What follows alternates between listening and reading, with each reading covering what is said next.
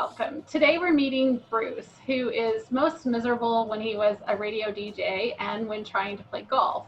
But he loves vanilla ice cream and is secretly a Dane. Bruce can do a proper Danish toast, has a collection of over 200 pieces of Danish porcelain, and as an avid hiker, he recently stood atop of Long's Peak in Colorado. So welcome, Bruce. Thank you very much. Bruce. So thanks for joining us, Bruce. We're going to start the timer. Okay. All right. So what pushed you to get out there and walk 500 miles? Tell us about that. It's something I've always wanted to do. I've had it in the back of my mind, but you know, it takes a month and a half to do it. And so it's hard to schedule that into your life.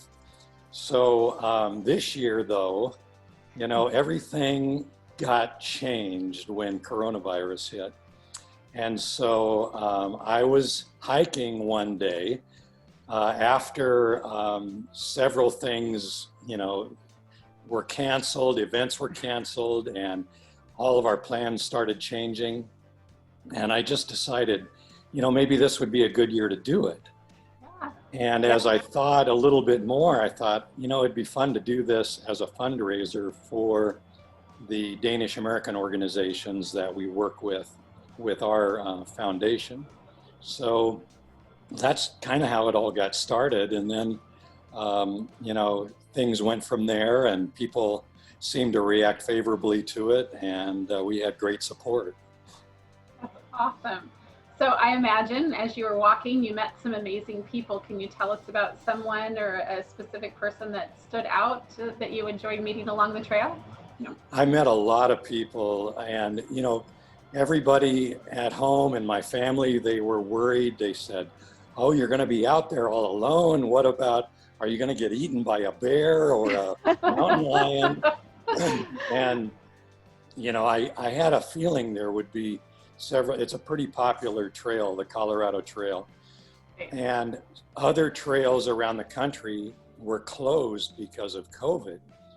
For example, the Pacific Coast Trail and also sections of the Appalachian Trail were closed, but the Colorado Trail stayed open.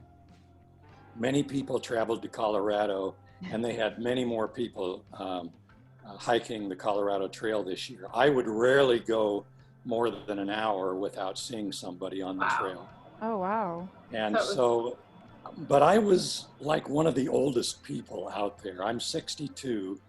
And most of the people were in their 20s and 30s, and they were just flying by me doing their 20 miles a day. And, you know, my gosh. And I'm trying to do 12 to 15 miles a day, and that's about all I could handle.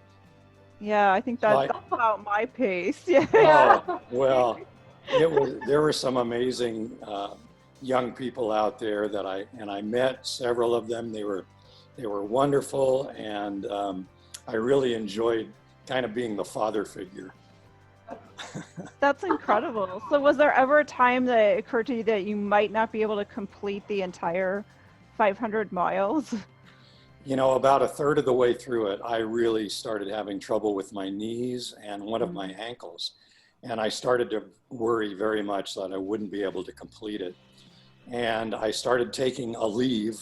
You know, there's a commercial for them, but it really helped just taking a pain reliever.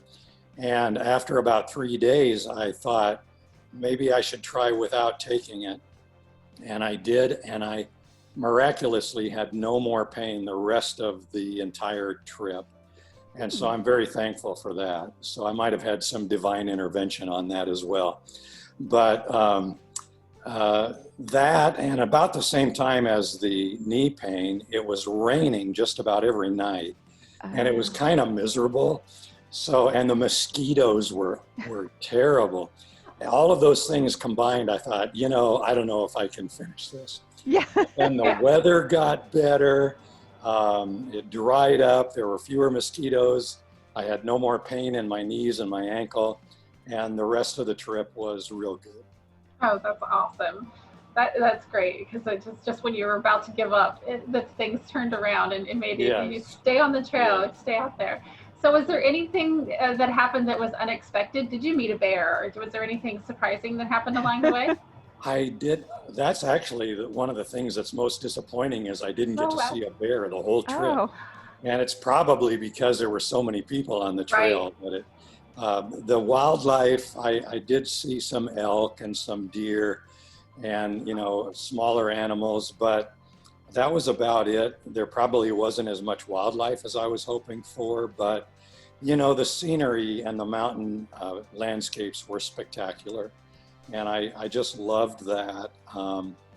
It was every time you get to a ridge, it's like this beautiful picture postcard in front of you that opens up. And that would happen 3 or 4 times a day. It was really oh, magnificent. wow. Yeah. Yeah, that's incredible. So what are some suggestions you have for someone who might want to contemplate doing one of these longer walks, like the 500 Uh, miles or? oh, yeah. You know, there weren't any big surprises for me. I've done a lot of hiking, but I probably one of the biggest things is get yourself in shape first, the best you can, and get ready for it. Try to carry as light a pack as possible. Mine was about 32 pounds, and I learned some things along the way where I could have gotten it even lighter than that. So, you know, and then just try to focus on every day rather than focusing on, oh, I've got 400 miles to go. How am I going to do this? You just have to take it a day at a time and focus on that. And that was a big help to me. I tried not to think about, you know, how much more time I had to be out there. Yeah. So would you do it again or do another long hike like this again? A lot of people have asked me that. I don't know that I would do the Colorado Trail again. Mhm. And it's kind of like you check something off your bucket list Yeah. and you've completed it. But there are others. The Camino de Santiago in Spain, I would love to do. There are places, other places around the world that I'd love to see and go to, like Patagonia and Machu Picchu in South America. Places like that that I've never seen that I would love to see. Yeah. So nothing though that's on the immediate list. You're just dreaming, right? Right now, yeah, I'm just dreaming.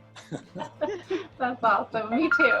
Oh, there we go. Oh my 7 gosh. minutes. Oh no, there's our 7 minutes. That was Okay. incredible, Bruce. And I Okay. love the analogy of like breaking it down just a mile at a time. So thank you for sharing your story today. Please click below to hear more stories like this from real stories with real travelers. And tune in next time for another Travel With Us with real stories from real people. Thanks. Wonderful. Thanks, Bruce. Thank you.